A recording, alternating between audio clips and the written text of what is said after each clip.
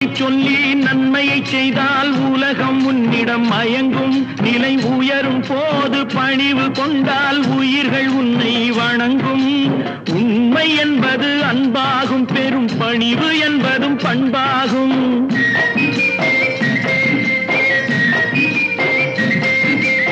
உண்மை என்பது அன்பாகும், பெரும் பணிவு என்பது பண்பாகும். இந்த 4 கட்டளை அறிந்த மனதில் எல்லா நன்மையும் உண்டாகும், எல்லா நன்மையும் உண்டாகும். 6 மனமே 6 அந்த ஆண்டவன் கட்டளை 6. 6 மனமே 6 அந்த ஆண்டவன் கட்டளை 6.